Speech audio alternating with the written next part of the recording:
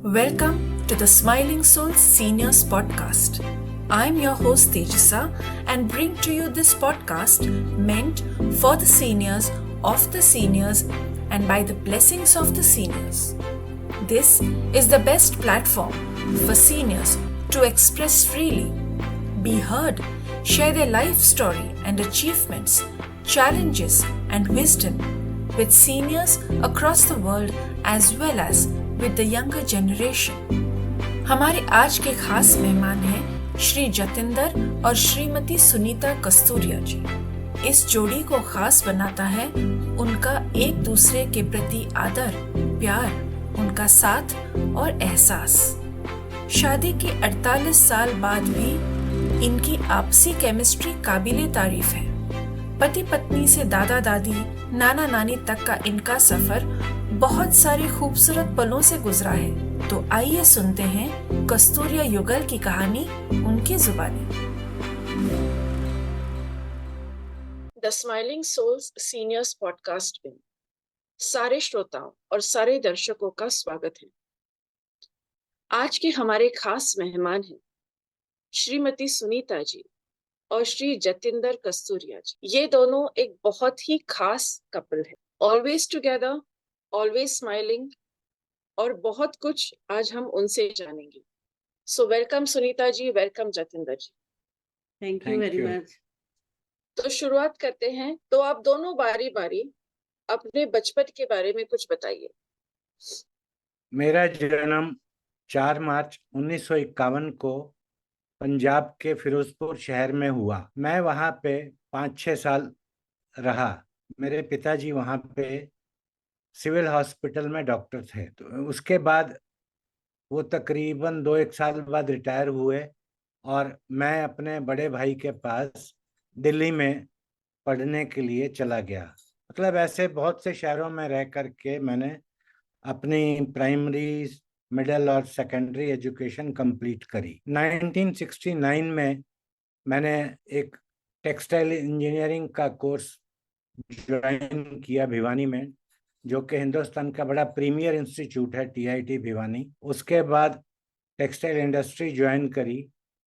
सबसे पहले पंजाब में Vardhman spinning and general mills में मैंने अपना करियर स्टार्ट किया। उसके बाद मैंने कई 2-3 इंडस्ट्रीज चेंज करी। मुंबई में 1 साल फिर किया। उसके बाद मैं शोलापुर चला गया। वहाँ पर ऑलमोस्ट 16-17 साल मैंने जॉब करी, जो कि मेरी पहली कर्म भूमि थी। उसके बाद मैं जाम में चला गया, नागपुर के पास, पर भी मैंने 17 साल के लगभग काम किया। तो जब मैं शोलापुर में था, जो कि मेरी पहली कर्म भूमि थी, वहां पे मैंने, जो कहते हैं ना कि मैं इस पोजीशन पे क्यों पहुंचा, the society contributed for my upliftment. तो मेरा ये था कि जब सोसाइटी ने मेरे को कंट्रीब्यूट किया मेरी अपलिफ्टमेंट के लिए, तो मैं भी रीपे बैक कैसे करूं उसको, सोसाइटी को।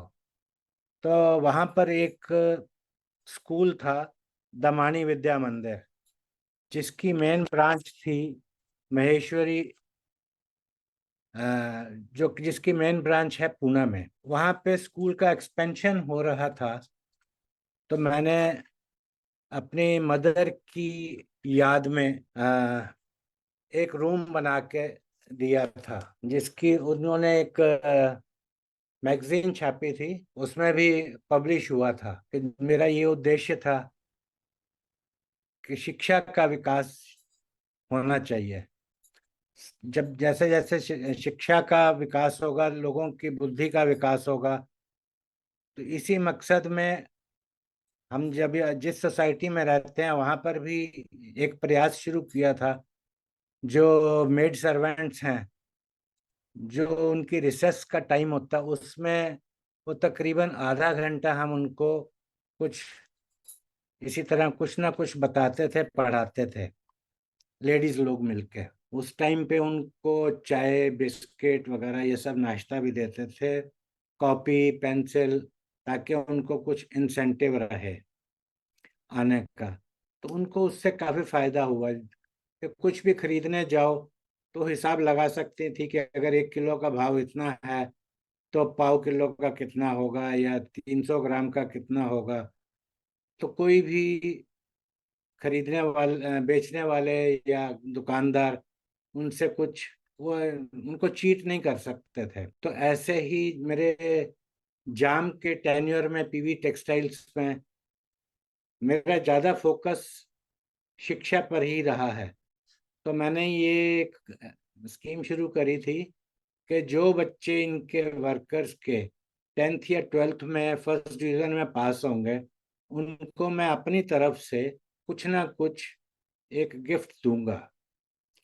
तो स्टार्टिंग में तकरीबन 50 एक बच्चे होते थे जिनको मैं 250 रुपये, जो दो it was a very meagre amount, but फिर भी कुछ इंसेंटिव होता था, अपनी तरफ से देता था।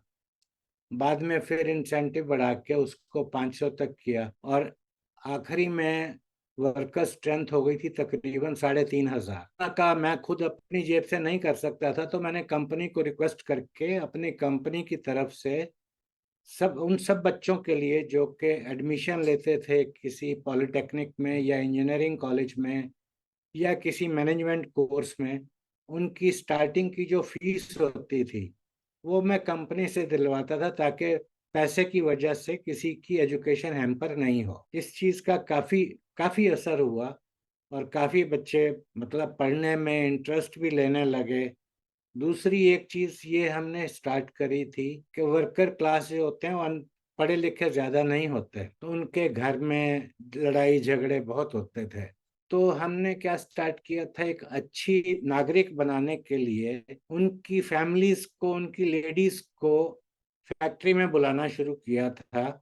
क्योंकि टेक्सटाइल मिल का जो अंदर वातावरण होता है वो स्टार्टिंग में, शुरू में तो, आजकल तो बहुत अच्छा हो गया, एटमोसफियर काफी डस्टी रहता था। तो उनको लेडीज को बुलाते थे कि आप देखो आपके हस्बैंड कितने मुश्किल वाले एटमोसफियर में काम करते हैं, आप इनको अच्छा खिलाएं पिलाएं, इनकी अच्छी देखभाल करें और इनको काम पे जाने के लिए प्रोत्साहित करें। और एक अच्छा नागरिक बनाने के लिए भी हमने काफी वहाँ काम शुरू किए थे। अभी आप बताइए अपने बारे में। मेरा जन्म 3 दिसंबर 1954 को हुआ इजनौर में, जो कि यूपी में है।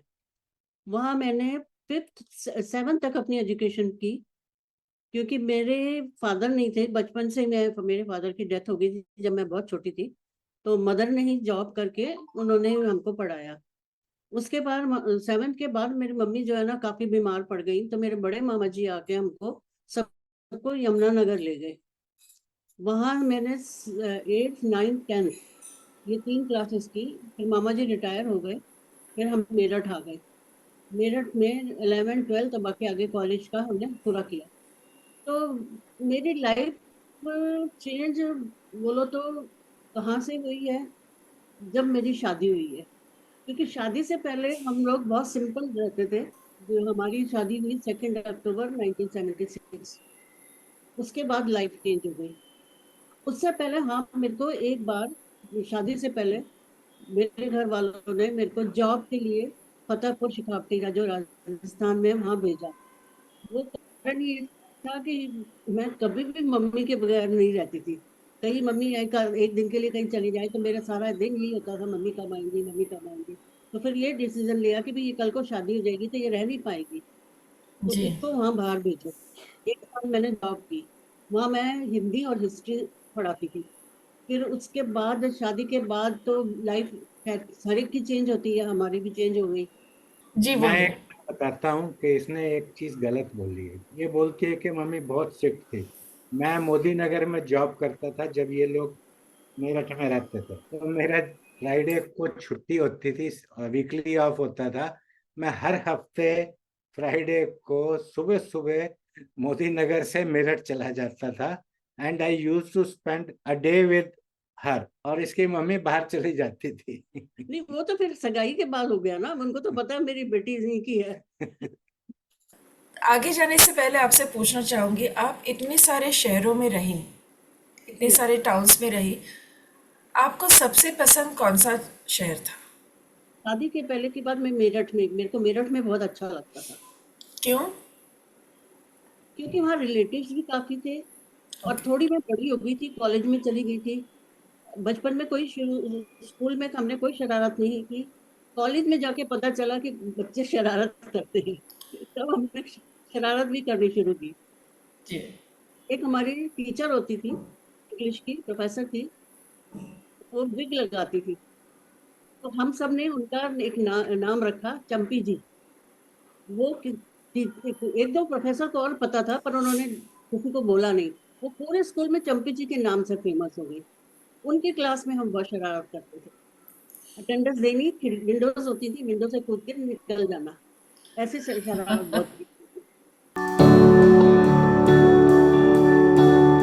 आप दोनों मिले कैसे? Was it a love marriage, arranged marriage? हमारी शादी मैट्रिमोनियल के थ्रू हुई थी। तो इनके जो छोटे ब्रदर हैं वो छुट्टी पे आए हुए थे। वो जब छुट्टी पे आए हुए थे और वो ढूंढ रहे थे लड़का इनके लिए, तो ये मांगलिक थी, मैं भी मांगलिक था। तो इन्होंने देखा न्यूज़पेपर में कि मैं मोदी नगर में हूँ, पास में हूँ।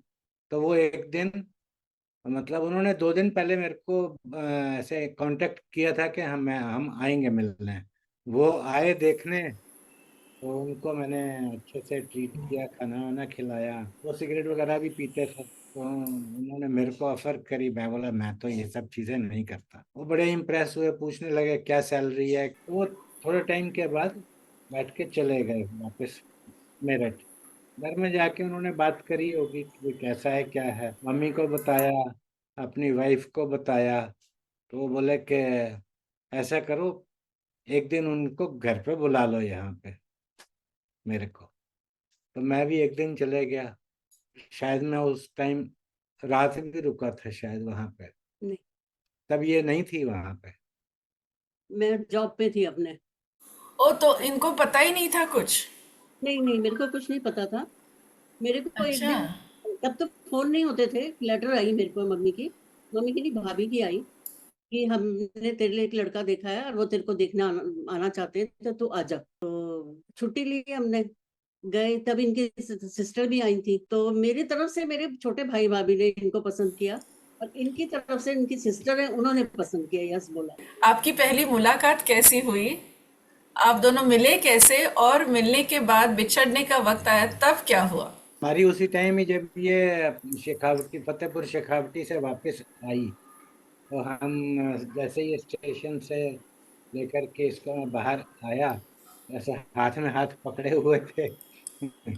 तो उस टाइम पे फिर वो, मेरे को थोड़ा सा गाने का शौक भी था और वो गाना अच्छा लगता था, सारंगा तेरी याद में। वो इसको मैंने ऐसे चलते चलते गुनगुनाया, सुनाया। तो ये शर्मा रही थी बहुत, कभी हाथ पकड़ लिया मेरा। सो अभी वो पल दोहराइए और हमारे लिए वही गाना थोड़ा सा गुनगुनाइए।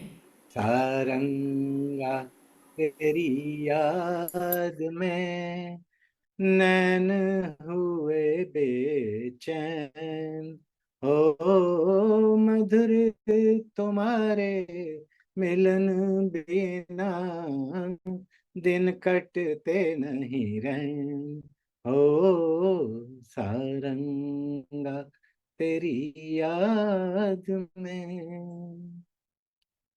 आपको क्या महसूस हुआ, आपको क्या फील हुआ? उस टाइम तो मतलब, क्योंकि ये कभी एक्सपीरियंस पहले तो हुआ ही नहीं था, कि भी कहीं किसी से प्यार हो या कुछ हो, तो एक्सपीरियंस थोड़ा हो जाता है। उस टाइम इतना मतलब ऐसे लगा कि जैसे मैं हवा में उड़ रही हूँ, कुछ समझ नहीं आ रहा था मेरे को। तो आप अपना कोई ऐसा किस्सा सुनाइए उस वक्त का।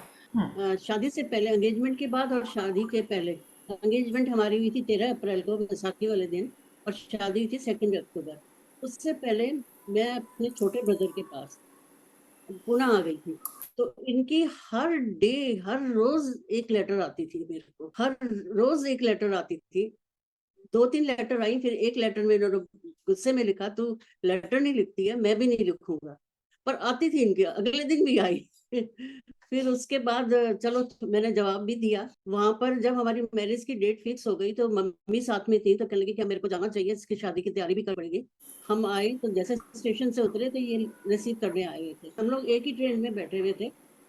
तो वहां पर भी इन्होंने ट्रेन के अंदर वही गाना शुरू कर दिया, सारंगा तेरी याद में। और मैं इतनी शर्मिंदा फील कर रही थी मम्मी के सामने। मम्मी बेचारे कुछ नहीं बोले, घर आके बोलते हैं गाना तो बहुत अच्छा गा रहा था वो। What is the secret of this love जो आज भी दिखाई देता है, आज भी महसूस करते हैं? 2 अक्टूबर 1976 हमारी शादी हुई। उसके बाद मेरी लाइफ बहुत चेंज हो गई। 4 अक्टूबर को हम चले गए थे श्रीनगर फॉर 28 लॉन्ग डेज, जो कि बहुत छोटे दिखते थे। मेरी लाइफ में जैसा मैं बताती हूँ कि सबसे खुशी का मौका जब हमारा बेटा हमारे हाथ में आया था और जब हमारी बेटी हमारे हाथ में। उसके बाद जब मेरा पोता, दोनों नातिनें हुई, फिर तो हम ऐसे लगे कि हम अलग ही लेवल पे पहुंच गए। जब मेरी बेटी की मेहंदी की रस्म हो रही थी, उस टाइम मैं जितना इमोशनल हुआ था ना, मेरे आंसू आए होंगे, मेरे आज तक कभी नहीं आए। फिर क्या हुआ? How did life move on? जैसे जैसे आदमी की उम्र बढ़ती है, एक्सपीरियंस बढ़ता है, तो नेचुरली वो अपने जॉब में भी तरक्की करता है। अच्छा, हमने ये भी नोट किया जब जब हमारे बच्चों का जन्म हुआ, जैसे पहले आशीष का हुआ, फिर बाद में निधि को हुआ, उस टाइम हमको काफी प्रमोशन मिली। तो हमारे लिए तो बच्चे वैसे ही लकी थे, सबके लिए होते हैं, पर ये लक लेके आए थे हमारे लिए दोनों बच्चे। अभी सुनीता जी ने कहा कि बच्चों का आना बहुत लकी था और तब तब प्रमोशंस हुई, तो वो चीज़ फिर आपकी अपनी सोच और आप दोनों के व्यक्तिगत वैल्यूज़ जो जीवन के तत्व होते हैं, इन सारों का समन्वय ऐसा कुछ था जिसकी वजह से आपका सोशल के सर्विस के प्रति इंक्लिनेशन था? वो शुरू से ही बोलते होते थे कि मेरे को किसी के लिए कुछ करना है। जाम से पहले शोलापुर में थे, वहां पर भी जैसे बच्चों का बर्थडे आता था, इनकी मदर नहीं थी उस टाइम। इनकी मदर के टाइम जो वो होता था, क्या बोलते हैं, उनका डेथ डेट होती थी, उस दिन स्पेशल खाना वाना बना के हम अनाथ आश्रम में बच्चों को अपने हाथ से खिला के आते थे। तो तब से ये इनके मन में चल रहा था। तो ये आगे जाके फिर जब जाम गए, जॉब की, वहां पर भी कोई इस बात का एहसास हुआ कि मेरे को कुछ करना चाहिए। ये जो नॉर्थ इंडिया में हाथ जोड़ के नमस्ते करने का जो रिवाज है बहुत कम है। महाराष्ट्र में कल्चर कुछ अलग है, यहाँ फिर भी रिस्पेक्ट करते हैं एक दूसरे की, एल्डर्स की। हमारे फैक्ट्री में जिसमें मैं था, वर्कर भी ऐसे नमस्ते ऐसे इस टाइप का करते थे।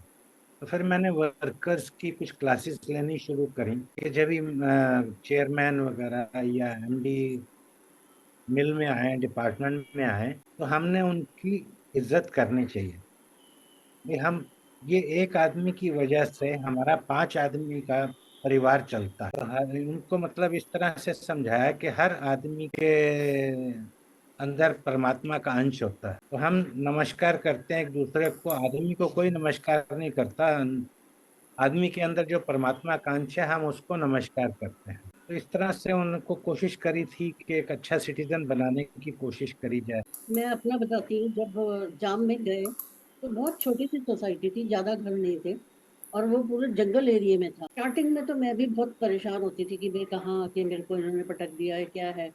फिर थोड़ा सा रियलाइज हुआ कि भी रहना तो अब यहीं पर है। फिर वहाँ जो लेडीज थी ना, मैंने उनको इकट्ठा करना शुरू किया। सबसे पहले वहाँ एक मेस था, मेस में मैं उनको लेके जाती थी। रोज शाम को वहाँ जाके हम लोग चाय वाय पीते थे। कभी कभी मैं घर से बनवा के लेके जाती थी, बिस्किट लेके जाती थी। ऐसे करके उनको मजा आने लगा इकट्ठा होने। क्या बात है! हाँ। धीरे धीरे लेडीज क्लब चालू किया, उसके बाद किटी पार्टीज वगैरह। उसके बाद तो अब वहाँ की लेडीज रुकती नहीं है, रोज उनकी फोटो आती है, आज ये फंक्शन कर रही है, आज ये फंक्शन कर रही है। तो ये मैंने वहाँ स्टार्ट कराया था। और बच्चों के फंक्शन मतलब वो लेना, डांस ड्रामे नाटक ये सब करवाना, गेम्स करवाना। Very nice.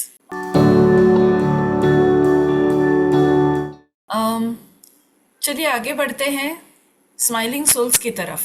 ये सफर आपके लिए कैसा रहा? इसके बारे में मैं एक बात बोलना चाहूंगी। जब लॉकडाउन चल रहा था तो मैं बहुत डिप्रेशन में आ गई थी। मेरे साथ साथ ये भी थे, पर ये थोड़ा सा भी मेरे को चिल करने की कोशिश करते थे।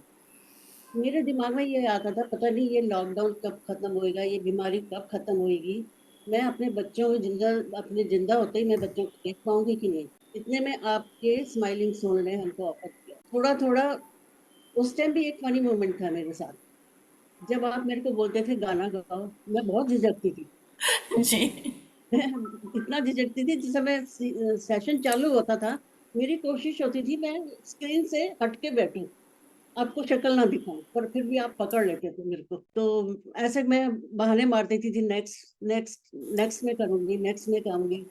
फिर एक दिन ऐसा आया कि मैंने हिम्मत करके ना 2 लाइनें गाई, और सब लोगों ने बहुत तारीफ की। उस दिन से मेरे को हिम्मत बढ़ गई, और मेरे को सच्ची बोलो तो स्माइलिंग सोल ने ही मेरे को बोल्ड बनाया है। और उसके बाद आपने जो मेरे को एक मौका भी दिया होस्ट करने का, वो उससे मेरे को बहुत मेरे अंदर एकदम मनोबल मेरा बढ़ गया। स्माइलिंग सोल तो हमारे लिए एक तरह से आप ये समझ लो कि जड़ी बूटी है। हम लोग हाउ नाइस।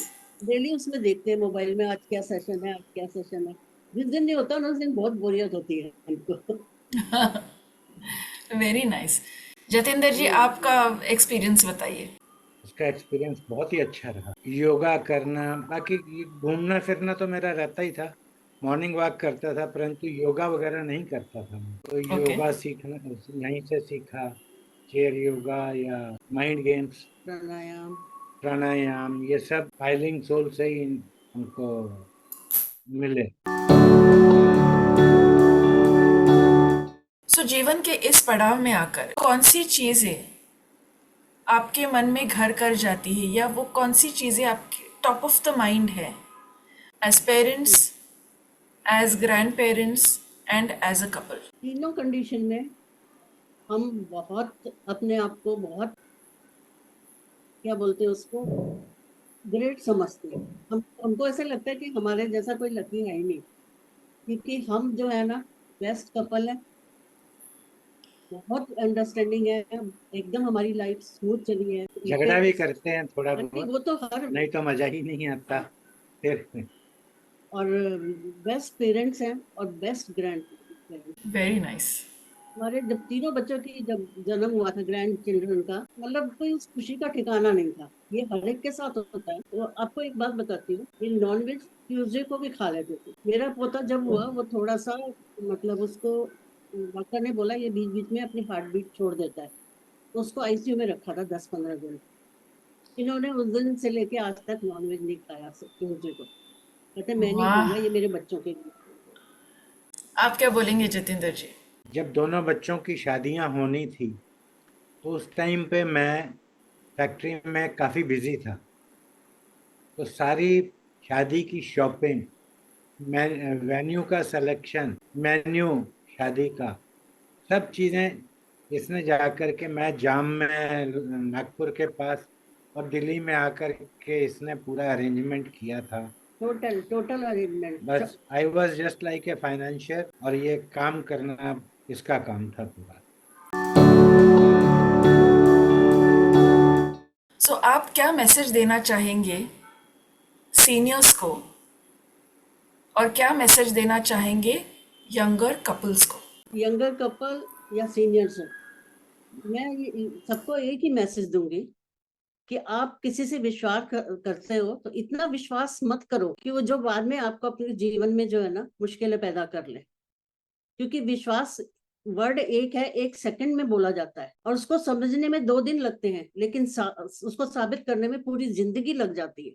एक दूसरा की भी, तुम बच्चों से ये कहूंगी कि तुम लोग अपने जीवन में हमेशा खुश रहो, यही हम सब पेरेंट्स की कामना है। और आगे अपने बच्चों को अच्छी शिक्षा दो, अच्छे संस्कार। मेरे को ये लगता है कि हमारे टाइम में बच्चों को हम उतना वो सब मटेरियलिस्टिक खुशियाँ वो उतनी नहीं दे पाए जितनी कि हमको देनी चाहिए थी। तो उस टाइम पे हमारे पास रिसोर्सेज भी नहीं थे, और बच्चे भी समझते थे कि क्या कर सकते हैं।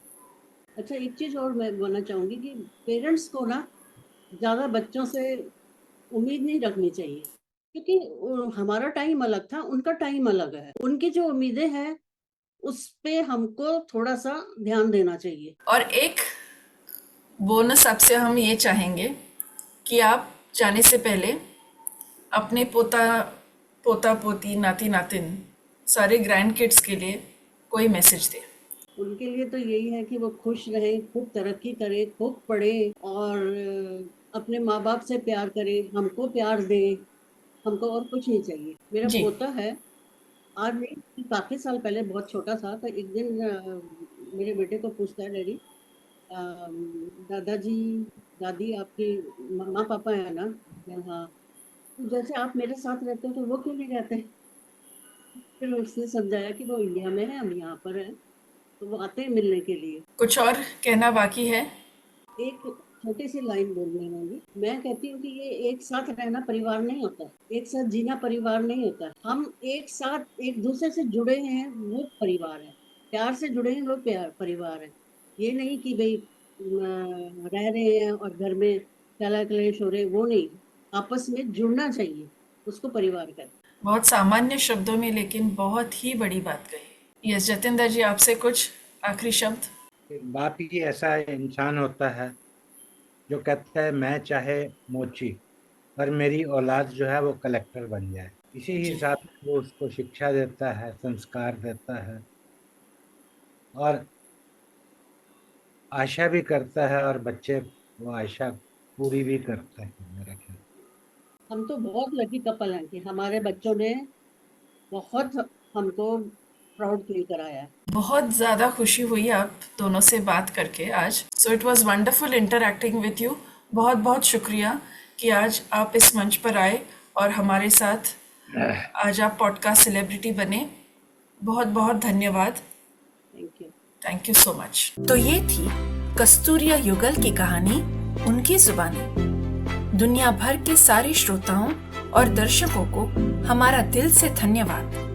कहानी पसंद आई तो इस एपिसोड को और हमारे चैनल को लाइक करिए, शेयर करिए, सब्सक्राइब करिए। इंतजार करिए हमारे अगले सीनियर सेलिब्रिटी का, जिनको आप देखेंगे और सुनेंगे सिर्फ the smiling souls seniors podcast channel पर। धन्यवाद।